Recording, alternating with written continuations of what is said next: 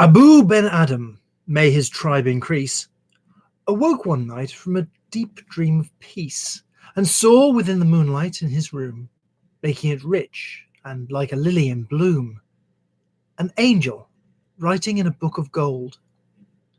Exceeding peace had made Ben Adam bold, and to the presence in the room he said, "What writest thou?" The vision raised its head, and with a look made of all sweet accord, answered, "The names of those who love the Lord." "And is mine one?" said Abu. "Nay, not so," replied the angel. Abu spoke more low, but cheerly still, and said, "I pray thee then, write me as one that loves his fellow men." The angel wrote and vanished.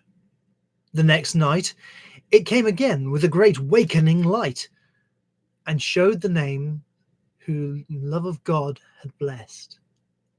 And lo, Ben Adam's name led all the rest. Hello. Welcome to this Oak Tree English poetry live stream. This time I'm going for Poems of the Divine. A few weeks ago was my connection is unstable apparently. Okay, well, we'll press on. Unfortunately, I was planning to do this poetry reading then to celebrate All Hallows Day, All Saints Day, but ill health meant that I couldn't do it. So I'm doing it today, and I hope you enjoy it. So the one we've just heard, that was Abu Ben Adam by Leigh Hunt. And what I'm going to try and do is present a few different poets' views of what is of the divine. And the next one is George Herbert's view, Love. 3. Love bade me welcome, yet my soul drew back, guilty of dust and sin. But quick-eyed love, observing me grow slack from my first entrance in, drew nearer to me, sweetly questioning if I lacked anything. "A guest," I answered, "worthy to be here." Love said, "You shall be he." "I, the unkind, ungrateful? Ah, my dear, I cannot look on thee." Love took my hand, and smiling did reply, "Who made the eyes but I?" "Truth, Lord, but I have marred them. Let my shame go where it doth deserve." "And know you not," says Love, "who bore the blame? My dear, then I will serve. You must sit down," says Love, "and taste my meat." So I did sit and eat. That's a useful one if you happen to be about to take communion. Right now, we're going to go with Christina Rossetti, who wrote a beautiful poem called Uphill. She clearly had a bit of a struggle with faith, and can't blame her for that. "Does the road wind uphill all the way?" "Yes, to the very end." "Will the day's journey take the whole long day?" "From morn to night, my friend." "But is there for the night a resting place, a roof for when the slow dark hours begin? May not the darkness hide it from my face? You cannot miss that inn. Shall I meet other wayfarers at night?" "Those who have gone before." "Then must I knock or call when just in sight?" "They will not keep you standing at that door." "Shall I find comfort, travel sore and weak?" "Of labour you shall find the sum." "Will there be beds for me and all who seek?" "Yea, beds for all who come." It's a rather beautiful picture of the Christian walk. Right now, we're going to see what John Gillespie Magee thought about what heaven looked like in his poem High Flight, An Airman's Ecstasy. Oh, I have slipped the surly bonds of earth and danced the skies on laughter-silvered wings.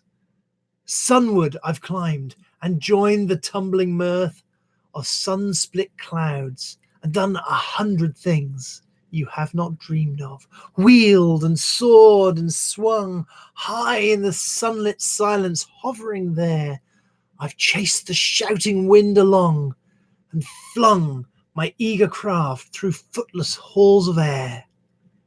Up the long, delirious, burning blue, I've topped the windswept heights with easy grace, where never lark or ever eagle flew. And while with silent, lifting mind I've trod the high, untrespassed sanctity of space, put out my hand and touched the face of God. Of course, everyone has an experience of God in whatever way, in various ways that people can experience him. So that was an airman's experience of God. This is a shepherd's experience of God. This is a shepherd who later became a king. It's, of course, Psalm 23, written by King David. The Lord is my shepherd. I lack nothing. He makes me lie down in green pastures. He leads me beside quiet waters. He refreshes my soul. He guides me along the right paths for his name's sake. Even though I walk through the darkest valley, I will fear no evil, for you are with me. Your rod and your staff, they comfort me. You prepare a table before me in the presence of my enemies. You anoint my head with oil. My cup overflows. Surely your goodness and love will follow me all the days of my life, and I will dwell in the house of the Lord forever. Absolutely beautiful. I know of no other literature that is as beautiful as the Book of Psalms, to be honest with you. Now, talking of the Book of Psalms, verse 4 there, even though I walk through the darkest valley, is how the NIV has translated it, but the King James Version translated it, yea, though I walk through the valley of the shadow of death, I shall fear no evil. And the point is, the valley of the shadow of death was actually a real place. It was a road going between Jericho and Jerusalem, and it's a real place, which makes this a little bit more exciting, really. It was the place where the parable of the Good Samaritan was said, which is, again, interesting that it was all about a real place. However, we've done something from King David. Let's skip ahead a little bit to his son, King Solomon. King Solomon was very wise and very foolish at the same time, which is a remarkable thing, and that's just my take on it. But he did write this, or he put together this absolutely beautiful poetic chapter of the Bible called the Song of Solomon, or Song of Songs, Song of Solomon, from which I will read from chapter 4. Again, taken from the NIV. How beautiful you are, my darling. Oh, how beautiful. Your eyes behind your veils are doves. Your hair is like a flock of goats descending from the hills of Gilead. Your teeth are like a flock of sheep just shorn, coming up from the washing. Each has its twin. Not one of them is alone. Not entirely helpful, excuse me. Hello, Mum. I'm just live streaming at the moment. Is there anything you'd like to say to the people on YouTube? In which case, I'll can I call you back after I've finished?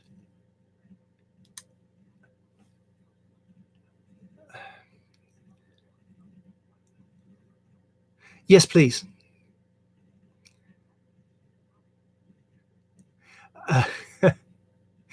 Yes, Mum. I can't talk now because I'm live streaming.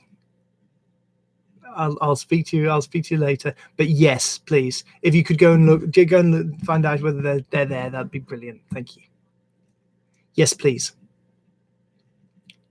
Thank you. Right. Okay. And on this point, I'm gonna have to go now, Mum, because I'm live streaming. I think I may have mentioned this. Love you very, very much. Goodbye. Okay, that kind of broke the moment a bit, didn't it?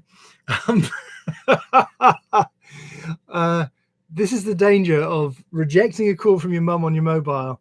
She's just going to call your house phone, whatever happens. Okay, so should we start this again? So,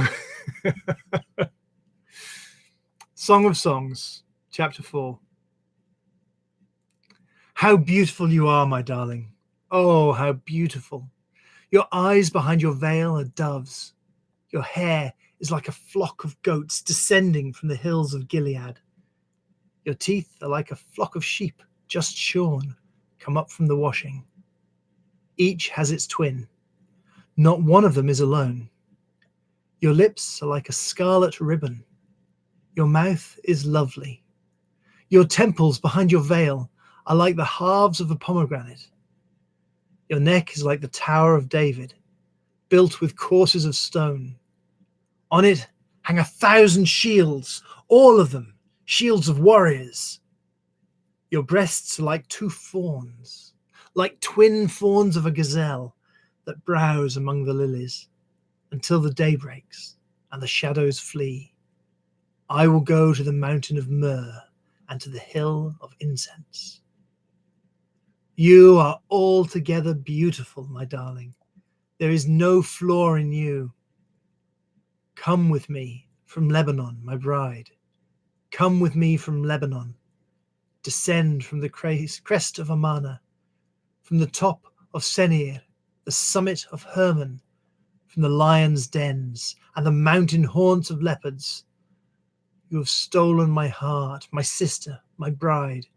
You have stolen my heart with one glance of your eyes, with one jewel of your necklace. How delightful is your love, my sister, my bride. How much more pleasing is your love than wine, and the fragrance of your perfume more than any spice. Your lips drop sweetness as the honeycomb, my bride. Milk and honey are under your tongue. The fragrance of your garments is like the fragrance of Lebanon. You are a garden locked up, my sister, my bride. You are a spring enclosed, a sealed fountain. Your plants are an orchard of pomegranates, with choice fruits, with henna and nard and saffron, calamus and cinnamon, with every kind of incense tree, with myrrh and aloes and all the finest spices. You are a garden fountain, a well of flowing water, streaming down from Lebanon. Beautiful words there from King Solomon. Now, going fast forwarding a little bit to the days of the British Empire. Here we have a poem by John Milton Hayes. Now, I've read this poem before, but it's a good poem, so I'm going to read it again. And it's called The Green Eye of the Little Yellow God. There's a one-eyed yellow idol to the north of Kathmandu. There's a little marble cross below the town. There's a broken-hearted woman tends the grave of Mad Karoo, and the yellow god forever gazes down. He was known as Mad Karoo by the subs at Kathmandu. He was hotter than they felt inclined to tell. But for all his foolish pranks, he was worshipped in the ranks, and the colonel's daughter smiled on him as well. He had loved her all along, with a passion of the strong. The fact that she loved him was plain to all. She was nearly 21, and arrangements had begun to celebrate her birthday with a ball. He wrote to ask what present she would like from Mad Carew. They met next day as he dismissed a squad, and jestingly she told him that nothing else would do but the green eye of the little yellow god. On the night before the dance, Mad Carew seemed in a trance, and they chaffed him as they puffed at their cigars. But for once he failed to smile, and he sat alone a while, then went out into the night beneath the stars. He returned before the dawn with his shirt and tunic torn, and a gash across his temple dripping red. He was patched up right away, and he slept through all the day, and the colonel's daughter watched beside his bed. He woke at last and asked if they could send his tunic through. She brought it, and he thanked her with a nod. He bade her search the pocket, saying, "That's from Mad Carew." And she found the little green eye of the god.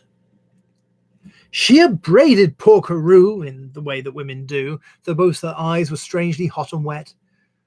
But she wouldn't take the stone, and Mad Carew was left alone with the jewel that had chanced his life to get. When the ball was at its height, on that still and tropic night, she thought of him and hurried to his room. As she crossed the barrack square, she could hear the dreamy air of a waltz tune softly stealing through the gloom. His door was open wide, with silver moonlight shining through. The place was wet and slippery where she trod. An ugly knife lay buried in the heart of Mad Carew. 'Twas the vengeance of the little yellow god. There's a one-eyed yellow idol to the north of Kathmandu. There's a little marble cross below the town. There's a broken-hearted woman tends the grave of Mad Carew, and the yellow god forever gazes down.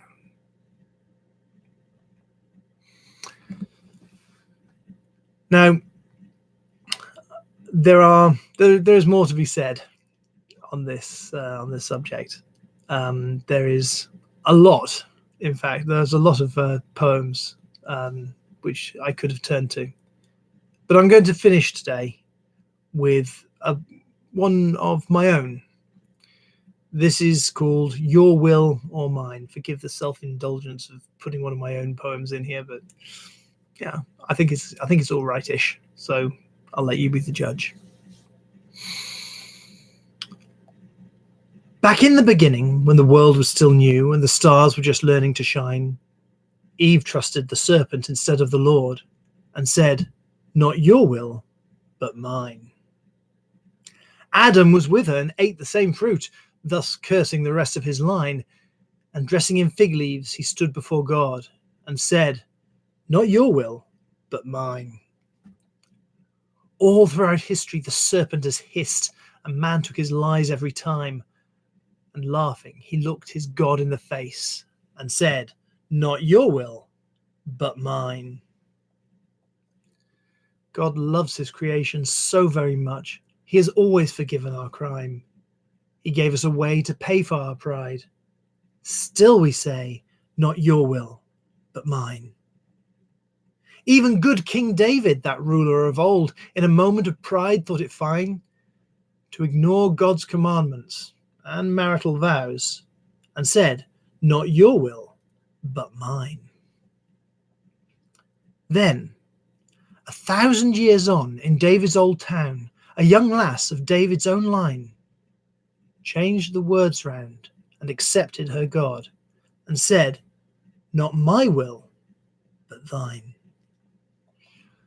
Laid in a manger that first Christmas day was the newborn King of mankind, all because Mary and her hubby Joe lived not by their will, but thine. That baby grew up and lived a full, perfect life with no hint of a sin or a crime. But the world that he'd made hated his light and said, "Not your will, but mine." Then, in the garden, where he was betrayed by one who had shared bread and wine, our Lord sweated blood as he prayed for our sake. Not my will, but thine. Beaten and punished, pierced and hanged for sins not his own, but mine. That same Christmas baby died there on the cross, embodying not my will, but thine. We all know the ending, the glorious truth that 3 days later in time, he rose again, defeating the grave and calling, "Let your will be mine." The offer is open. The present is here, wrapped and waiting this Christmas time. The only question you must ask yourself: shall I live by God's will or mine? That's my take on the divine. And here endeth the lesson. I hope you've enjoyed this, and I hope that you've got something from it.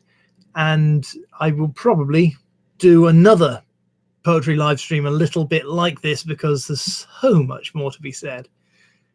But for today, thank you for joining me, and I hope you have a wonderful, wonderful day. Goodbye, and God bless.